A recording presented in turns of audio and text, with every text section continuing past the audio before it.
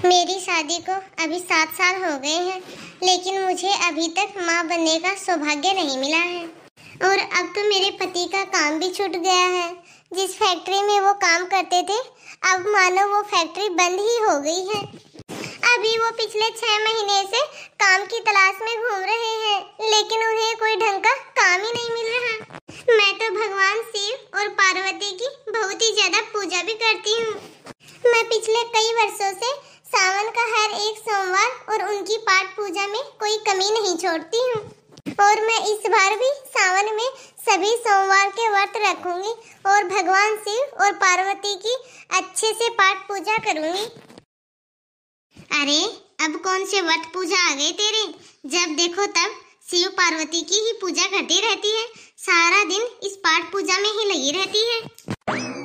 आज तक तेरी इस पाठ पूजा से इस घर में कुछ फायदा तो हुआ नहीं और ना ही इस घर में कोई अच्छा काम हुआ है। अरे तेरा इतना पाठ पूजा करना किस काम का? अभी तक तेरी शादी को इतना टाइम हो गया है, तेरी गोद भी नहीं भरी है, तेरी गोद भी खाली है अभी तक। माँ जी, वो सावन का महीना शुरू हो गया है तो मैं सावन के व्रत सोमवार शुरू कर रही थी। आज पहला सोमवार है, बस इसीलिए मैं मंदिर जा रही थी माँ जी। बस इस पाठ पूजा के बहाने रोज रोज मंदिर चली जाती है जा। लेकिन हाँ, मंदिर से जल्दी ही घर वापस आ जाना। सारा दिन वहाँ बैठ के शिव पार्वती की पाठ पूजा में मत लगी रहना। और हाँ, एक और बात बता देती हूँ मैं तुझे मैं कोई पैसे वैसे नहीं देने वाली। फालतू में यूं ही मंदिरों में पैसे खर्च करती रहती है। घर में यहाँ कोई पैसों का पेड़ नहीं लगा हुआ। घर में पहले से ही पैसों की इतनी तंगी है और ना ही आज तक तेरे मायके वाले एक भी पैसे का सामान लेके आते हैं। यहाँ आ जाते हैं मुंह उठा के खाली हाथ। अरे मम्मी पापा आप? अरे बेटा, आज सावन का पहला सोमवार था, इसलिए हम शिव जी के मंदिर में आए थे। तो रास्ते में ही तुम्हारा घर था, तो इसलिए हमने सोचा कि क्यों ना जाते टाइम तुमसे ही मिल लें। अरे नमस्ते समधन जी। अरे बेटा, अच्छा हुआ कि तुम घर पे ही मिल गई। तुम्हारी माँ तो बोल रही थी कि कहीं तुम मंदिर ना गई हो। समधन जी, वो फल और मिठाई कुछ समझ में ही नहीं आया कि क्या खरीदे। वो गर्मा गर्म जलेबी बन रही थी तो बस हमने वहीं पैक करवा ली। और वैसे भी अब आम का सीजन आ गया है तो बहुत ही अच्छे दशहरी आम आए हुए हैं मार्केट में, तो हमने सोचा क्यों ना यही ले लेते हैं। अरे दशहरी आम?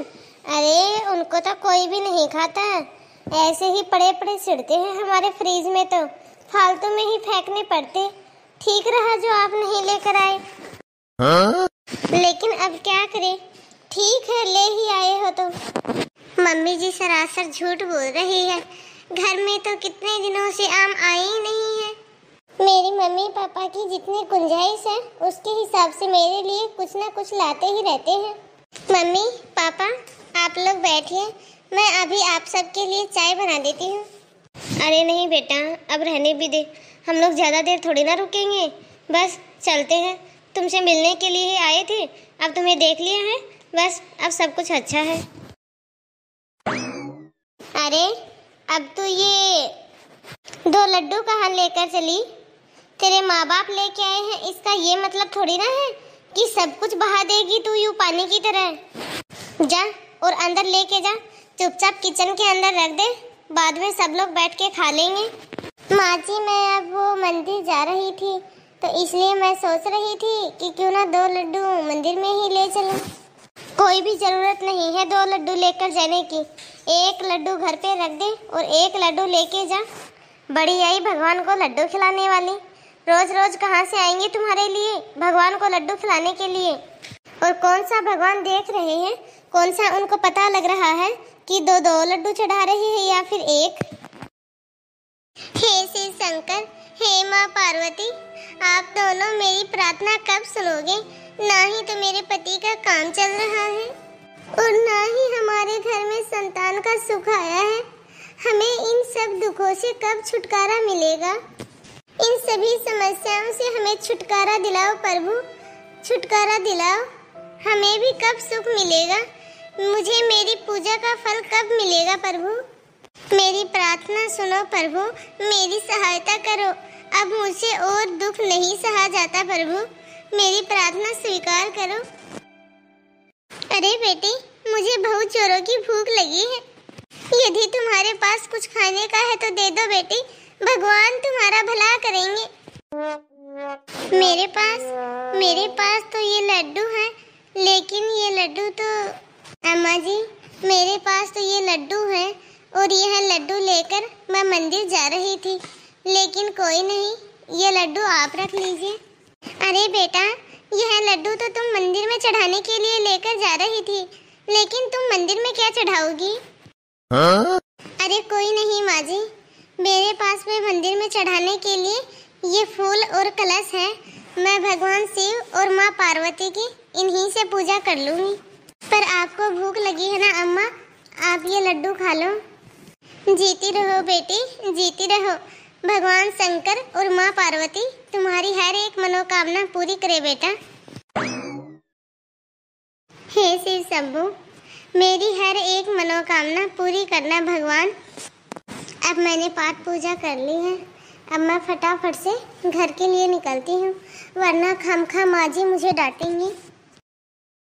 अरे बहू, तुम कहाँ रह गई थी? हम लोग कब से तुम्हारा इंतजार कर रहे थे। तुमने तो बहुत ही अच्छा किया। तुम्हें जो मंदिर में सेठ गौरी शंकर मिले थे, वो बोल रहे थे कि तुमने उन्हें अपने घर की परिस्थिति बताई थी और उन्हें एक सहायक की जरूरत थी ताकि वह अपनी दुकान के लड्डू बेच सके।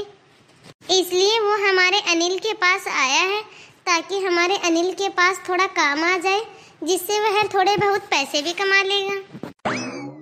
सेठ गौरी शंकर, लेकिन मुझे तो मंदिर में कोई नहीं मिला माँ जी। अरे माँ, वो जो सेठ गौरी शंकर आए थे वो तो है ही नहीं, अचानक से कहाँ चले गए? क्या साक्षात भगवान शिव और माँ गौरी पार्वती मेरी प्रार्थना सुनकर मेरी मदद करने के लिए आए? हे शिव शंकर, हे माँ पार्वती, मैं आप दोनों को पहचान नहीं पाई। इसका मतलब सेठ गौरी शंकर और कोई नहीं, स्वयं भगवान शिव शंकर थे।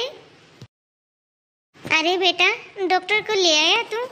देखिए, टेंशन की कोई बात नहीं है, आपकी बहू पेट से है और वो माँ बनने वाली है। क्या आप सच बोल रहे हो डॉक्टर साहब? हमारी आनंदी माँ बनने वाली है।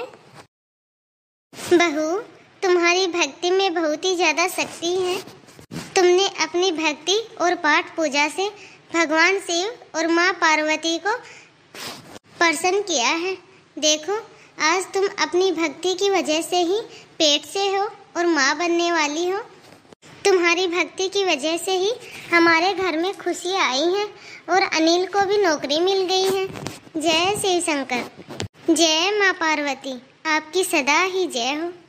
हे भगवान, अब मैं वादा करती हूँ कि मैं अपनी बहू को कभी भी तंग नहीं करूँगी। मैं अपनी बहू को बिल्कुल बेटी की तरह रखूँगी। सचमुच आनंदी, तुम्हें मैं अपनी पत्नी के रूप में पाकर बहुत ही ज्यादा खुश हूँ। तुमने तो हमारे घर के ऊपर आए हुए सभी संकटों को दूर कर दिया है। हमारे गरीबी के दिन चले गए आनंदी, और ये सब तुम्हारी सावन पूजा का फल है। तुम्हारे ऊपर भगवान शिव और माता पार्वती की बहुत ही ज्यादा कृपा है। जय शिव शंकर, जय माँ पार्वती। तो सब लोग चलिए भगवान शिव और माँ पार्वती के मंदिर हमारे जीवन में आई सभी खुशियों के लिए उनको धन्यवाद बोलते हैं। तो हाय गाइस, आप सभी को आज की हमारी यह स्टोरी कैसी लगी? आई होप आप सभी को आज की हमारी यह स्टोरी बहुत ही ज़्यादा पसंद आई होगी।